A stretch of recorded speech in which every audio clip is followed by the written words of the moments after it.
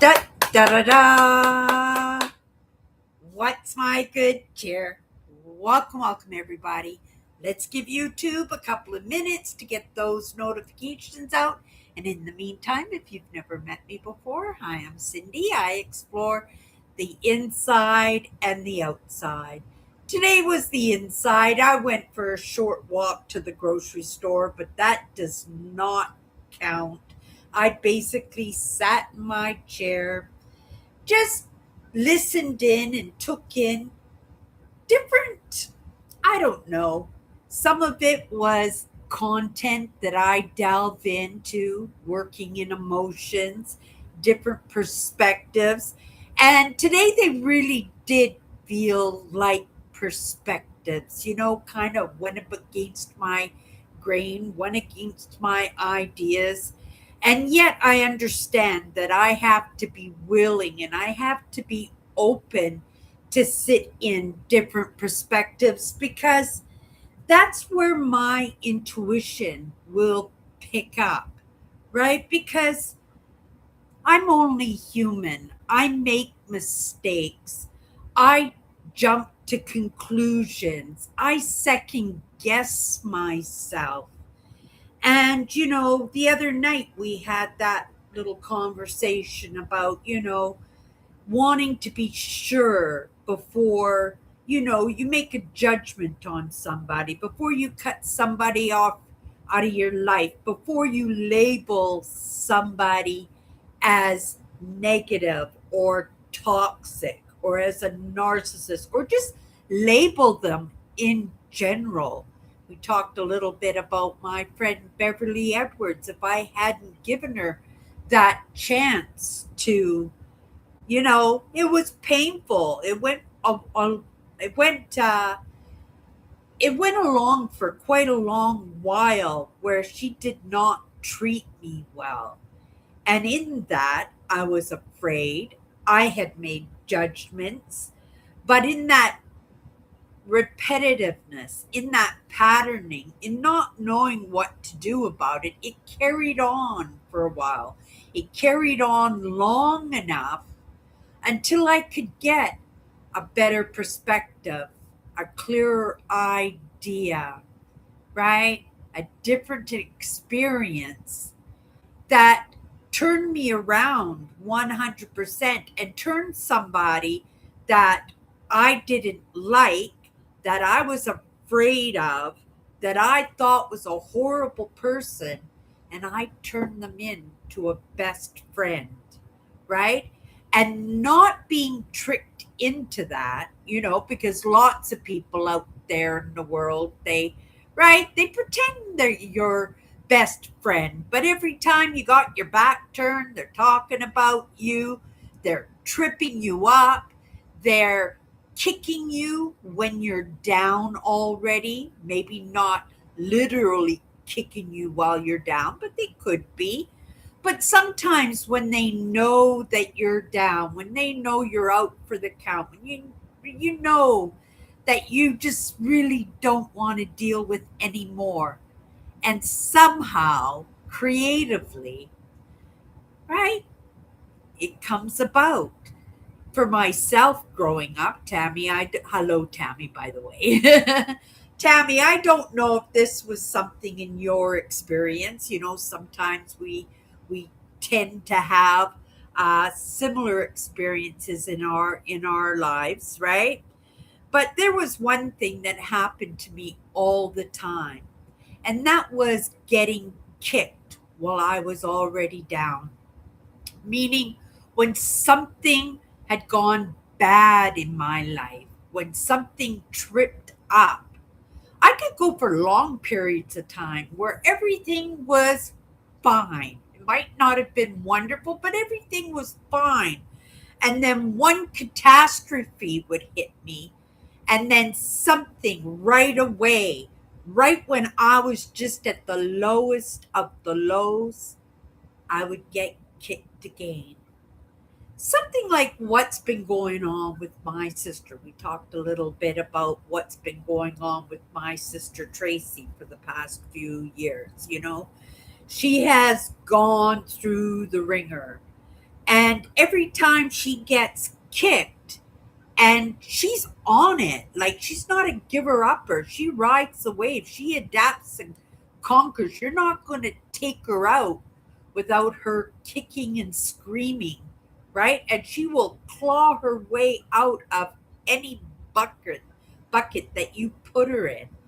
But just as she's going over the lip of that bucket, she's just coming out of the lip of that bucket, she's getting shoved right back down to the bottom of it again.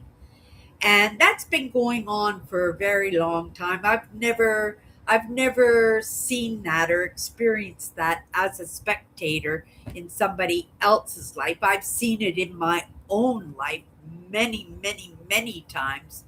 But my sister has always been the queen of the pile. And that's the truth. Her life just totally looked golden up until maybe 6 or 7 years ago. And that's the truth.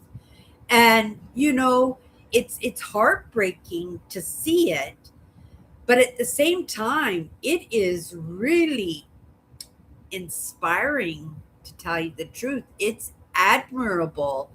It's something for me to, I don't know, I don't want to be kicked while I'm down on the ground. That's happened enough in my life. But that's quite inspiring. That's something to aspire to be able to take that much and to be able to overcome it. And she's not even close. Like, you're not going to take that girl down. Not in a million years will you take that girl down.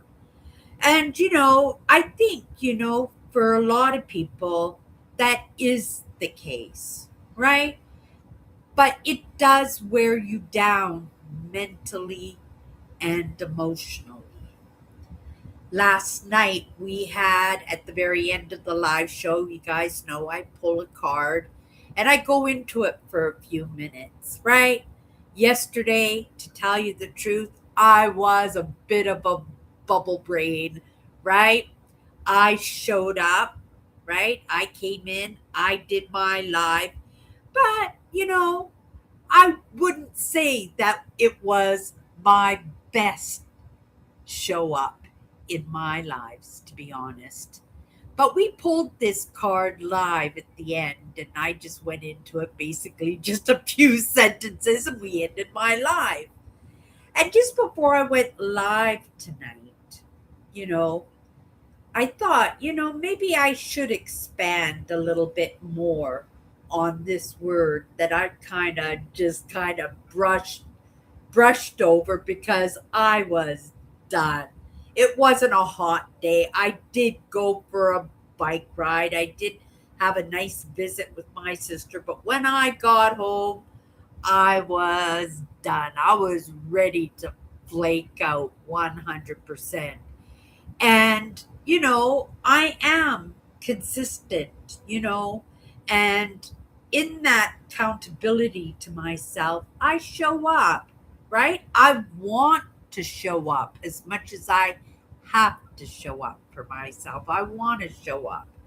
But I don't always, in all honesty, show up in the best frame for what I want to bring across. I just trust that if I hit that live button, it's just gonna manifest somehow. I did go back into my life, and that was a really good indication for me because I always come into my lives and watch them again for a lesson for myself. But in knowing how I felt, I kind of felt that I just didn't bring my best foot forward in that. So tonight I thought we'd delve into this word learning.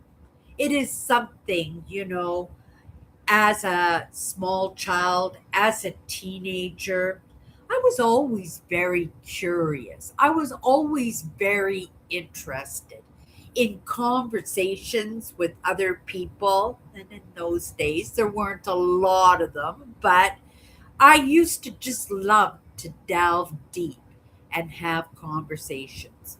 But I tell you, in class, I could not concentrate for the life of me. I would have loved to have gone to university and gotten degrees and bachelors and stuff and become an archaeologist or an anthropologist, right? You know, but I didn't have the capacity. And that's okay not to have the capacity. The capacity is there to tell you where your limits are, where the ceiling is. But I don't really believe that that ceiling was put in place by whoever or whatever.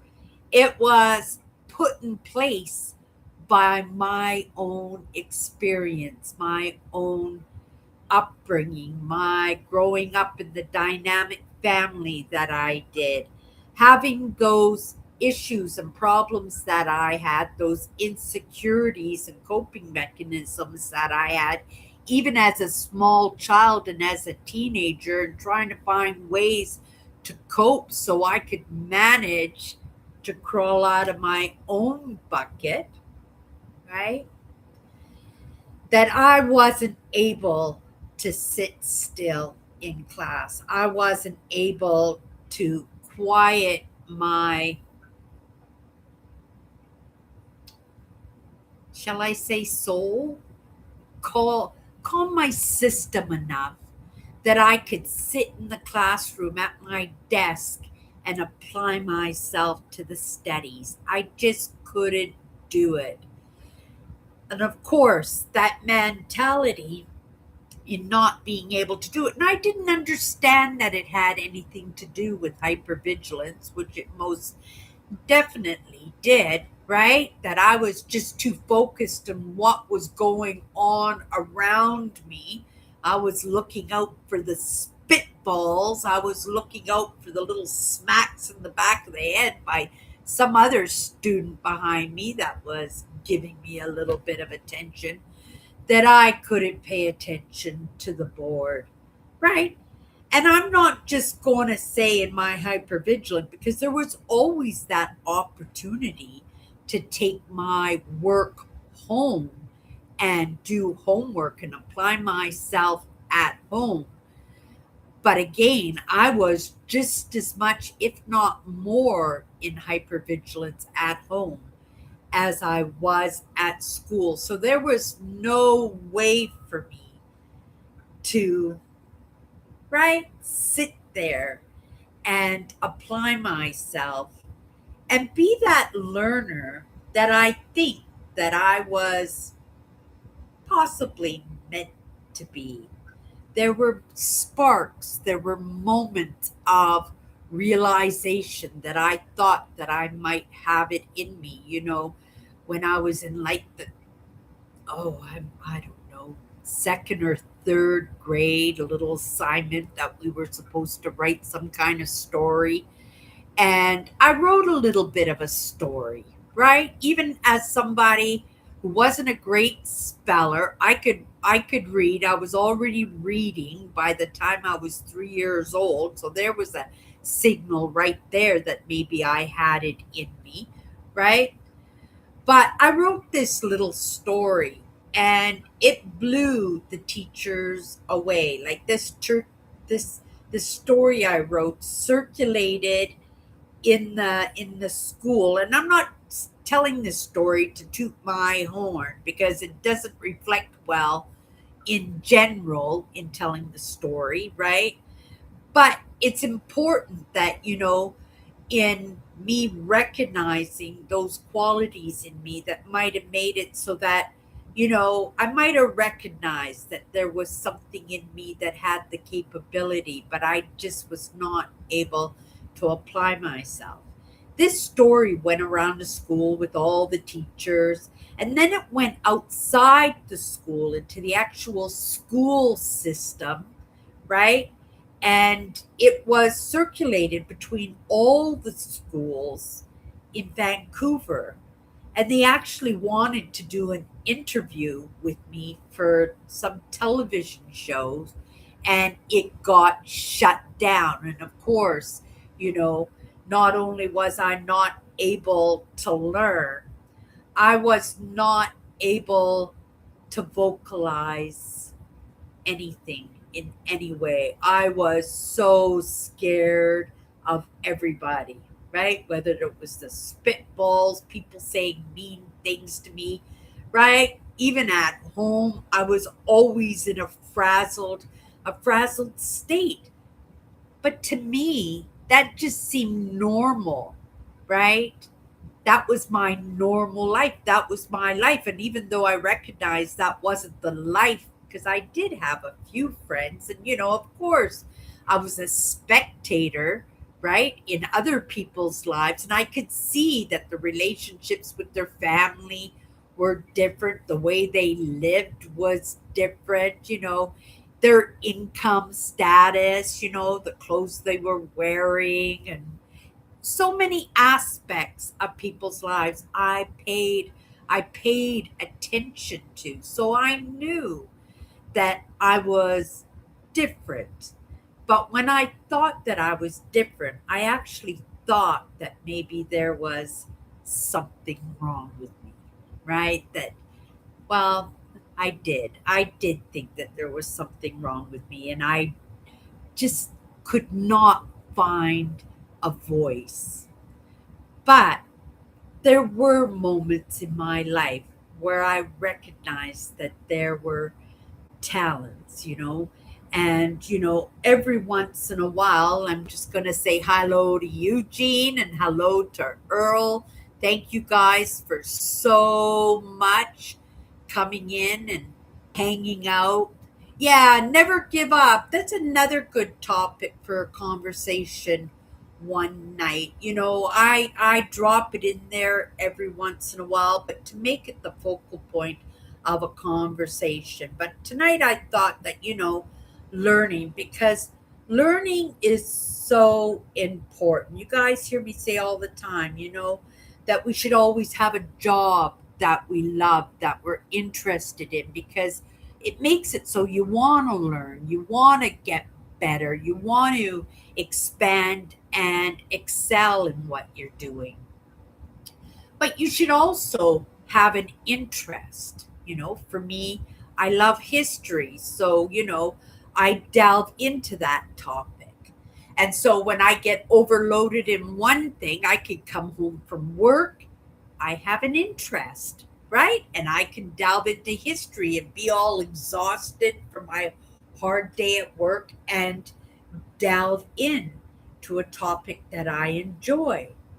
But then you should also have your hobbies. And I consider my connection with Mother Nature, right? My back road exploring, my urban exploring, my bottle digging, my metal detecting, my going camping and doing trails and just going for walks in the neighborhood. That is my hobby, right? And it makes it so that we can jump into one, right? So if you have those three, that's enough, right? For my life. You could also add in those relationships, because relationships are very important. I don't throw that category out there only because in the moment, my relationships are pretty limited, and not having that, I don't know. I feel I have the right because I have had amazing relationships in my life. I have. But whether or not I've done a good job in them and nurtured them to the point where they're still in my life, no, I find myself to be isolated. So I'm not going to be a voice when it comes to relationships and community, because I am somebody, right, who does so much just on my own. And I've built a life that is manageable, comfortable, expanding, right? Definitely expanding, but I'm expanding in those three topics, right? And now that I'm talking about relationships, I'm thinking, oh my goodness, right? Because other than the people that I hang out with in my live shows, well, right, like I said, my community is limited in that. And I don't feel that I have a big say in that category, which I do believe is probably one of the uh, weakest characteristics of myself. But in the relationships that I have had in my life, they have been beautiful, they have been strong. And, if I should bump into any of these people as I move along, they would pick up right where we left off because I never left those relationships with people that I cared about in bad form, in bad feelings, in you know disappointment, right? And so when I talk about learning, right, it is those three things. It's work, it's interests, and it's hobbies. So I'm talking about the singularity of myself and not the community aspect of it. But when I've got my fill of one, like I said, I come home from work after a hard day at work and I just don't have the energy for anything.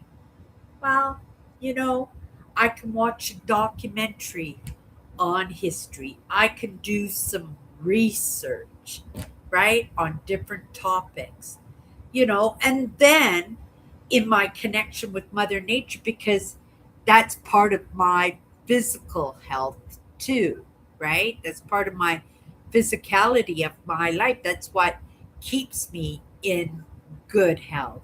And I am grateful for my good health.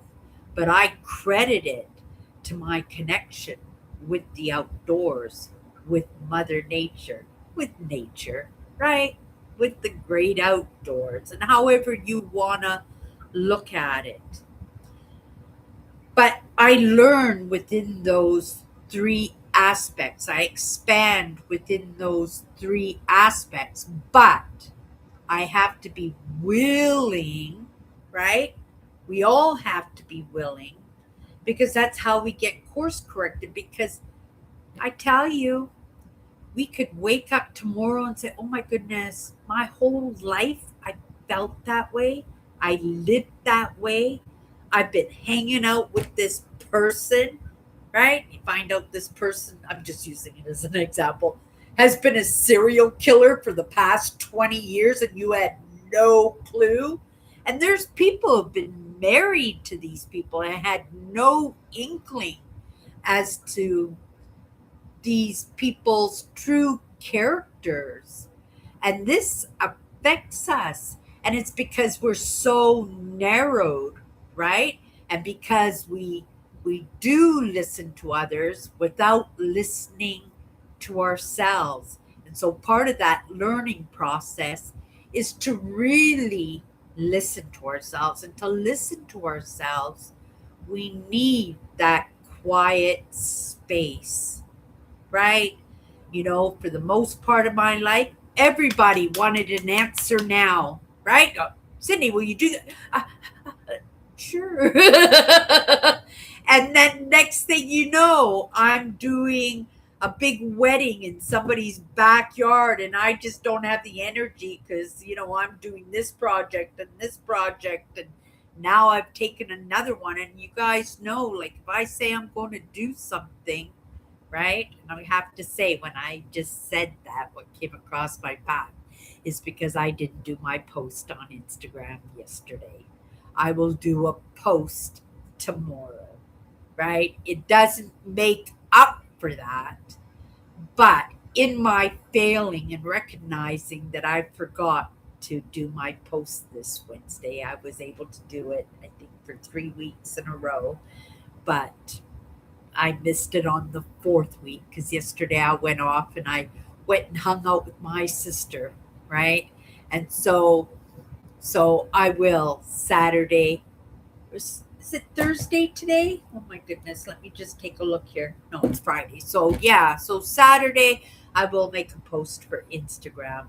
And it's when you recognize when you slipped up, when you made a mistake. You can't go back into the past. I can't go back to Wednesday and make that post.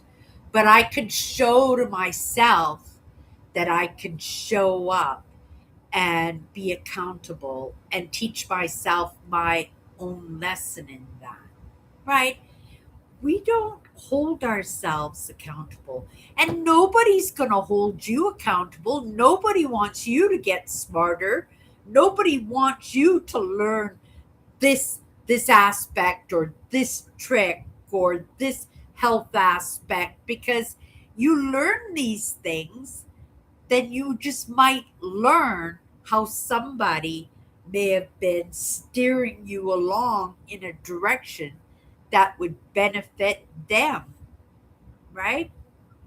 And that's the truth. That's something I've got stuck in so many times, and not even recognize that the things I did that I thought were doing out of the kindness of my heart was already decided even before I said yes, because somebody knew that I would say yes.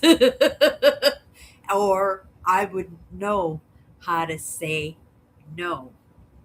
So, what I wanted to say is, wherever I am in this moment, you can go back 10 years into some of that content that I've posted, and you would instantly recognize the difference. You notice the difference in my knowledge. You would notice the difference in my appearance. You would notice the difference in the topics that I come to the table with. You would notice the difference in that persona that I am, and that confidence that I have in myself. It would be totally visual. Like, these things are now documented properly, right? We're not going back to the time of Egypt when all they had were little soft clay tablets where they could write stuff on with little sticks, right? And if you were lucky, you could find one and decipher them. But what do you get out of that? It's like this world that we live in right now is starting fresh, brand new from this moment, right? And I believe this age of AI learning that we're moving into, it's documenting. It's documenting everything. And I think that I'm showing up here 6 days a week, expressing myself, which is another reason that to be honest, right? Because you don't know where that technology is going to move forward, right? Maybe they'll dig me up 400 or 500 years from now, get my DNA and clone me up, or bring me back to life somehow. And right? Because I show up, because this is my documentation of my life. And this is, like I said, going to be here forever. Now, in saying that, something else just came across my mind, that in the 1970s, they shot something up to space, which was kind of like a time capsule. And it was documentation of the world up until then, right? And so somebody, or right, some alien millions of years from now might find that, and they might feel that that is where we left off, but it isn't. I think right now, where we stand right now, where almost everybody is documenting every single day. I mean, you pick up your phone and you phone your sister, and right, those bots has got that conversation. We have Gemini and Chat GPT. We have everything that we Google out there in our interests. So as humans, we're not the only one learning, right? AI is learning too, right? But everything that I have done in the past 14, I would have to say maybe 15 or 16 years since I've been online, it's all been documented, right? And it's here, I think, forever, right? I think it's here forever. And who's to say, we have this technology in this day and age right now, and you could see that we're making robots, right? We have uh, digital assistants on our phone. Like I had a conversation with my Google assistant 2 days ago, and it blew me away that it just felt so personable, like it was a friend, right? But it was actually an it. But what if somewheres down the road it's not an it anymore? It's actually a being, right? Maybe not a human being, but it is a species in a sense, right? It's interesting because you could go back just 100 years ago, and people with diabetes were maybe living to be 30 years old, if that, because there was no insulin, right? And that's the truth. 100 years ago, there were no vaccinations for smallpox. There was typhoid and diphtheria. It was just a crisis here in Canada, right? It was just wiping out entire. I'm trying to think nationalities, because the indigenous, when the Canadians came here, like these diseases, smallpox just wiped out entire communities. And when I say communities, I'm talking a huge part. I'm not even sure what the percentage is, maybe 80%, that high. And it's like what the Spaniards did when they came in, because there was um, no way to fight off these viruses that, like, the Europeans had been fighting off for hundreds, if not thousands of years. And, people, right? It's like that one village that they have in the Amazon, and people are not allowed to go there because, for that exact reason, because they're afraid, because these people have never been around people who, right, who are in the modern age that have had these diseases and these vaccinations, and they're really worried that, we could wipe out a no contact community, right? Yeah, it's interesting. But these are things that, as we talk about learning, right, each one of us gets to decide whether that's interesting for us, right? Because you go to school, they'll teach you the math and the science and the history, but you do that so that you can get out of school, so that you can go to university or college. And sometimes you don't even do that. You're an entrepreneur and you just go right to your work, and all that stuff you learned, even the math, is absolutely useless, because we got calculators, we got our phones, right? That everything that you need to know, you can know it in an instant, right? And so, to each one of us, we get to decide, what are we interested in, right? And delve into those topics, right? I think, for a lot of reasons, when I was a little kid, I loved archaeology, like right from the very beginning. Like I wasn't even in school yet, and I wanted to be an archaeologist. I think that word archaeologist might have even have been one of my very first words to learn. And that's a hard word for a small kid to be able to pronounce in that, right? It expanded over the time, right? Started off with dinosaurs, then it went to uh, uh, Egyptology. After Egyptology, I was into like castles in Scotland, and, right, English history, and then I grew into Canada history, and I loved Canadian history.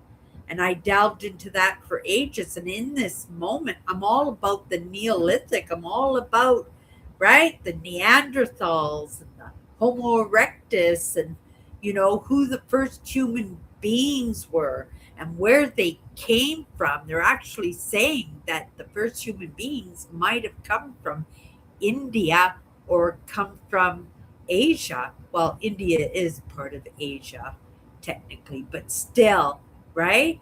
That we were actually Asian, not African, right?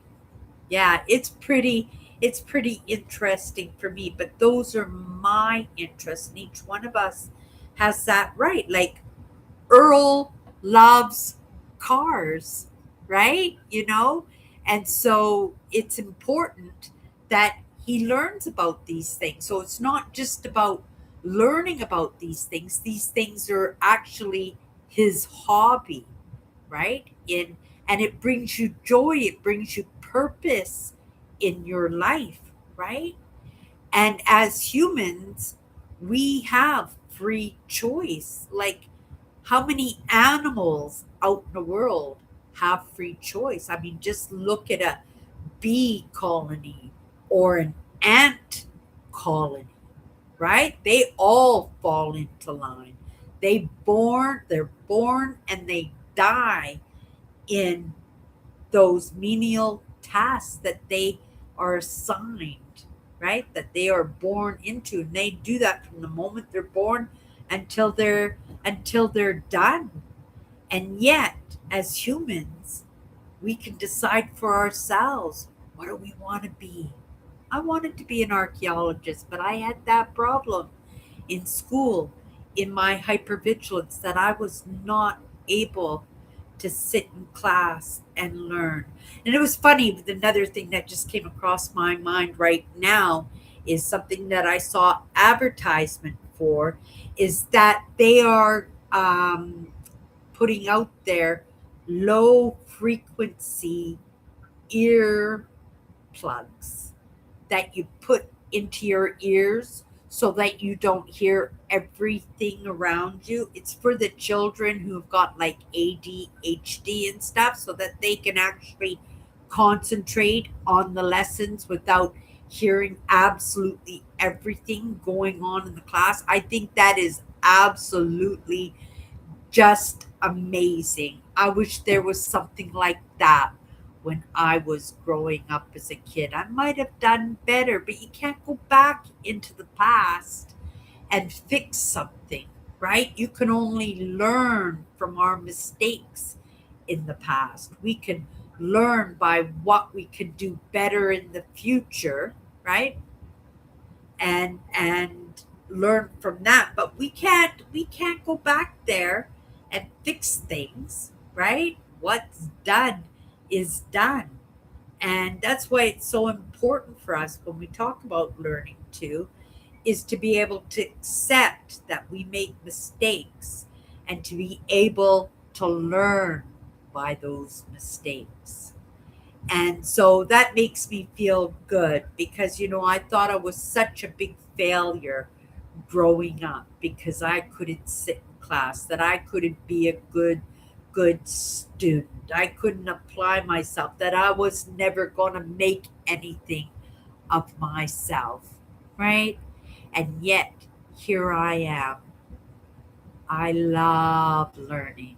I love this age of AI learning. I really, really do. And for me, it benefits. But I could see, because it's the free choice, right, that makes it so that you can decide to watch Netflix instead or play video games. But you're still learning, but it's kind of underlining learning. Like the kids on the video games, right? They don't understand that they're learning resilience in that, because you're fighting to stay alive, not to lose your man or your Mario brother or whatever. I'm not a video player, right? So I was always somebody who was truly against video games, but because it teaches kids resilience, resilience is so important, because that's where our extinction is um, prolonged. Like it's we have a chance to keep moving forward because we're building up resilience, and we learn that from video games, which is kind of crazy. But we learn from Netflix too, because there, you got Game of Thrones, you got, right, I don't know what the television shows are, but there's lots of television shows out there. But you get to learn culture, and you get to learn, you know relationships, and it is kind of phony baloney. And of course, again, it's being directed, right? It's showing you what a good relationship is. But to each one of us, a good relationship is going to look different depending what our needs are, right?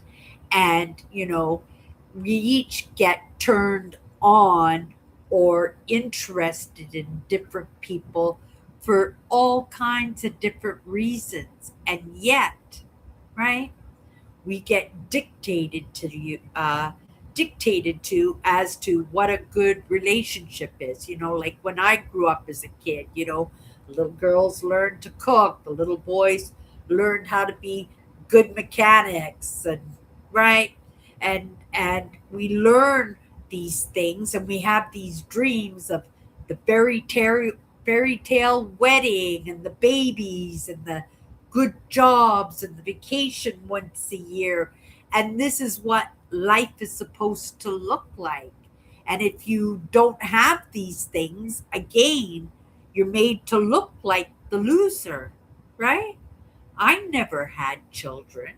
I was accidentally childless, but we live in a world now where lots of women are accidentally childless, right? Because they grow up and they go, oh, I get to have a career, and they go to work, and next thing you know, they're 50 years old, and that opportunity to have babies has passed them by, because life went so fast and they loved what they were doing. And again, it's in our choices, right?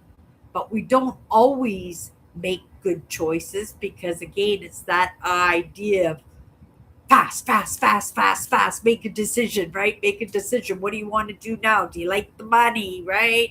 Oh, vacation. Oh, I can't have a baby right now. I'm so busy in doing this, and right. And what if this relationship doesn't work out?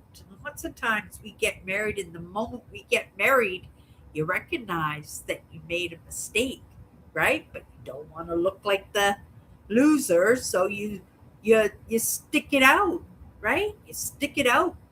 You stick it out for yourself, you stick it out for the kids, because the money is tied up, right?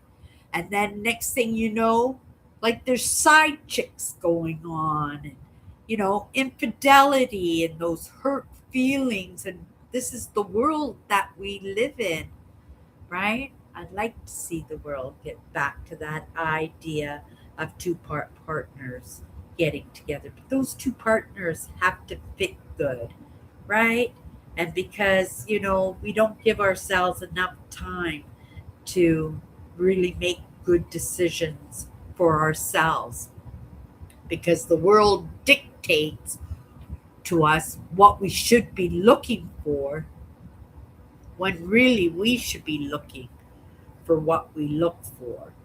But if we don't allow ourselves to learn, right? If we don't allow ourselves to delve in and decide for ourselves, to be spectators, to be students, and to be participants, right?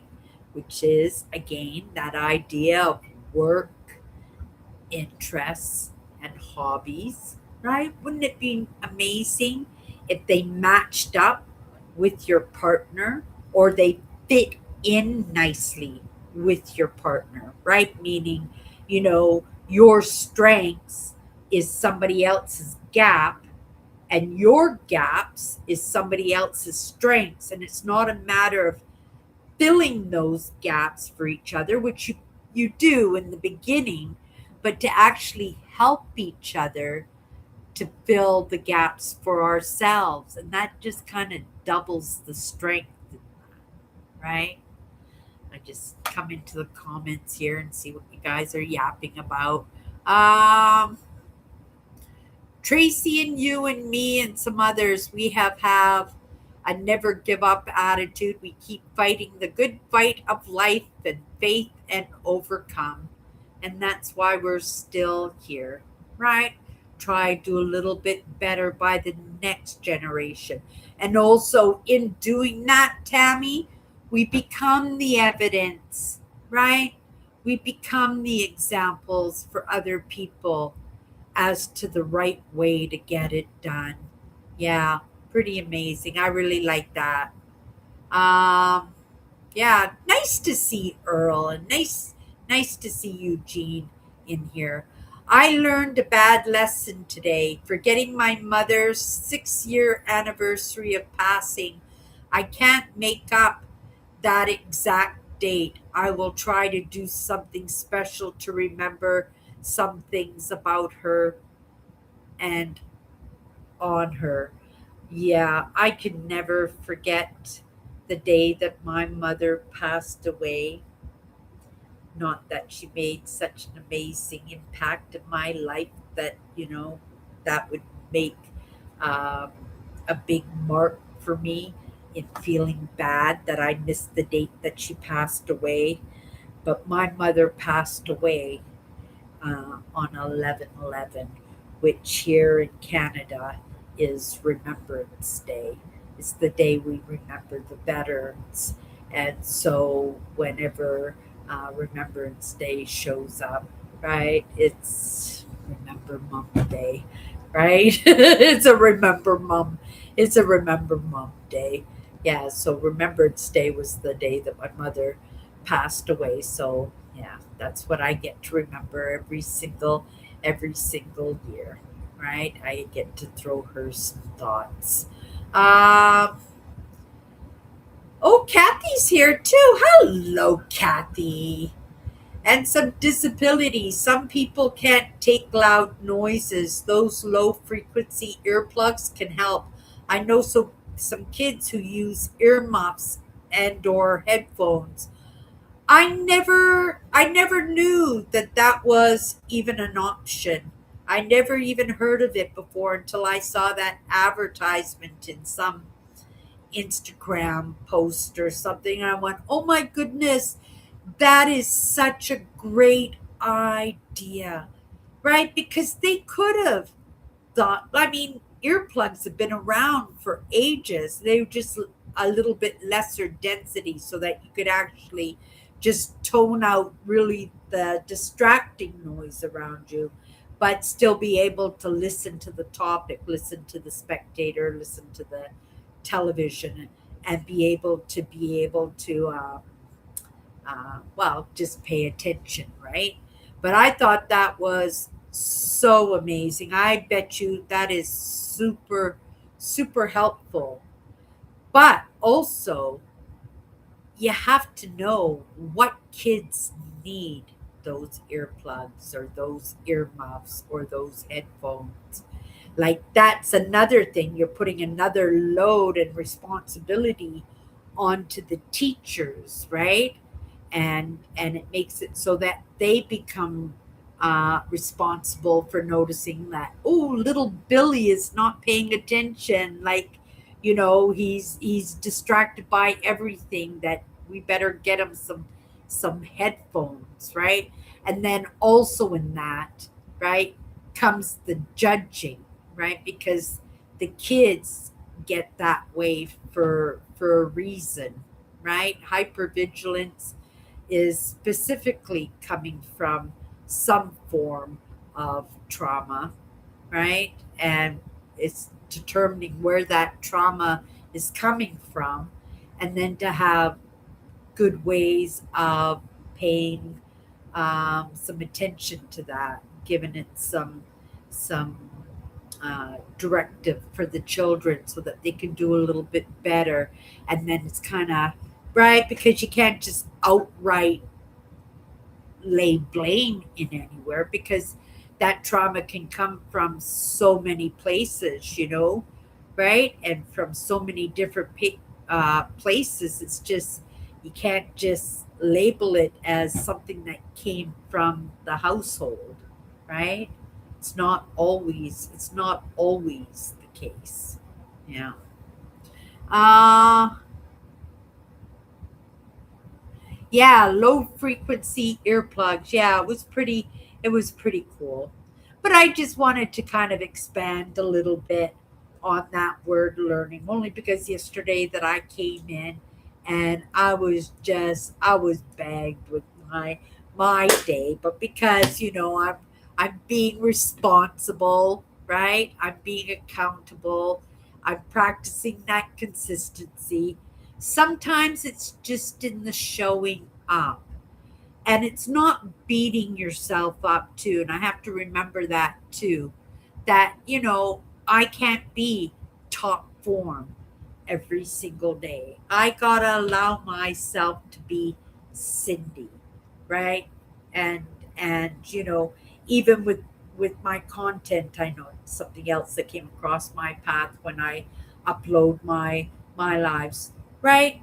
They're not all uploaded, right? Because it's their key topics that they get introduced to new people, and I could see that not all of them are being uploaded to YouTube and being suggested to others, right? But it's only in that consistency and in showing up and in recognizing these things and putting in the reps, learning as I go, that I will get better at what I do, right? And it's the same with everybody. And it's, again, it's not what was Tammy was saying, in never giving up, in just showing up and just doing the best you can in that moment, knowing you're not always going to be in best form, right? One day I'm going to show up here and I'm going to like have 104 fever, 104-degree fever.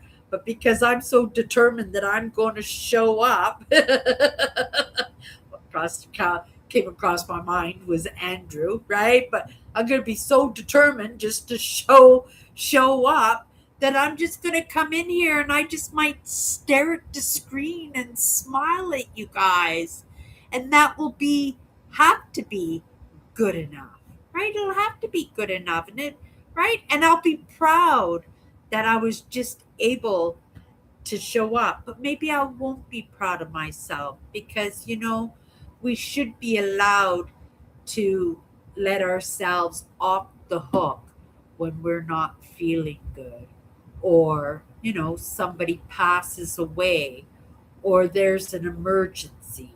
And so, not to allow that guilt and shame to direct us to feel like, we messed up because I didn't post my Instagram post on Wednesday, but I'll get that done tomorrow, right? And just be grateful that I remembered, right? Better late than never, that I remembered. And, I'm not just going to say, well, I didn't put my post out, so I guess we'll do it next week, right?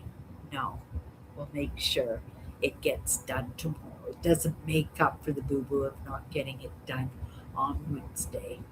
But I'm getting it done, right? You can't go back into the past and get a redo, a do it over. You can. You can only learn from your mistakes, right? And just allow yourself to make those failures because eventually you'll get it right. Right? It took me years, hey, Kathy?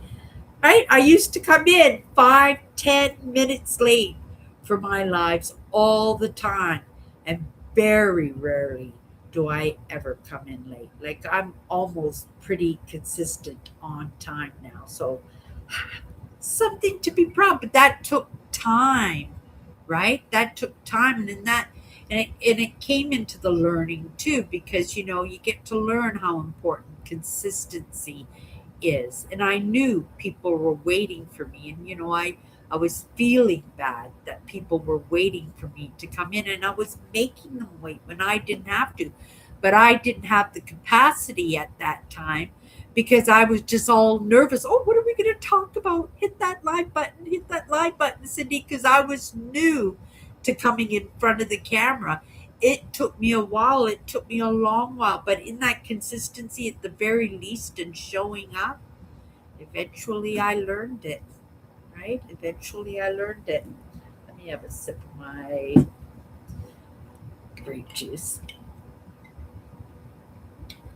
Okay, you guys, let's come into these last few comments and then we're going to pull a card. And some disabilities, some people can't take loud noises, so those low frequency earplugs can help. I know some kids with muffs and headphones. Earl says, my mother croaked on September 11th, 2023. Croaked. I don't mean to laugh there, Earl. Right? Oh my goodness. Yeah, yeah, and I don't know what Remembrance Day is in the States. I know you guys call it Veterans Day in the States, don't you? Here in Canada, we call it Remembrance Day, and that was the day that my mother passed away. So I'll never be able to forget my mother's passing in any way, right? Um, Oh, 9/11. Oh, 11/11. That was a different day. Oh, wait, 9/11. No, that was September 11th, 20. So you can't forget your mother passing away either, Earl. Oh, my goodness. Cindy, we need to try and get your videos where we can. Hype your videos, or really anyone can. Just live chats can't be hyped. And I'm good with that. Right? I just come in, do my thing. This is the process for me, you know. As I move forward, I still understand that I am a student in what I'm doing, but there will be times when I'll be able to take the lessons to the road. And when I take those lessons to the road, right? Those outdoor videos can be hyped, right? So we just wait for it. We do it when we can. But I appreciate the effort in that, Tammy. Um, you've come a long way, Cindy. Thank you. Thank you, Kathy.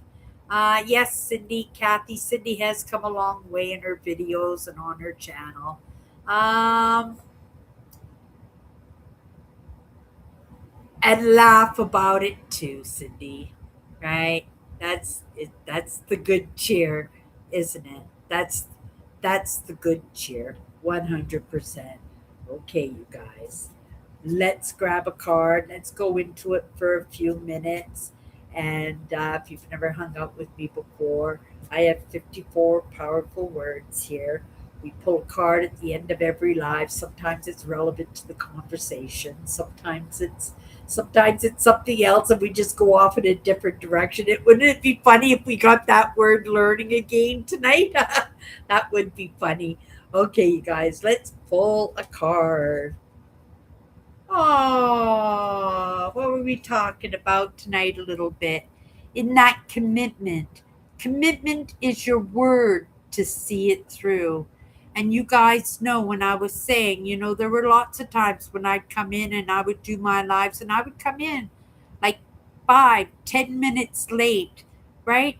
And it was in that commitment in the beginning to just make sure that I was showing up for my lives. But oh my goodness, in hitting that live button and knowing that I was just going to be flying by the seat of my pants in the conversation, that was in the beginning quite nerve wracking. But I committed to myself, and that's one thing about me. We all let people down, right? Intentionally, unintentionally, right? But you know what? When you give your word to yourself, that's a toughy one to break, right?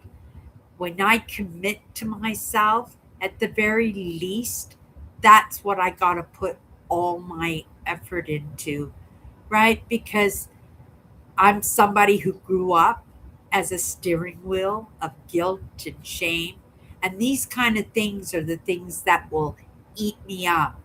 And in keeping my word to myself, I'm usually keeping my word to somebody else. Because remember what I said, when we grow up, and we're kids and we're teenagers and we're young adults, and or in my case, mature adults, that we have a hard time with the no, that we tend to say yes to things that we would much, right? We don't want to do a lot of things, but because we don't want to disappoint people, that we kind of, and people know how to steer us, that we end up saying yes to things that we don't want to do.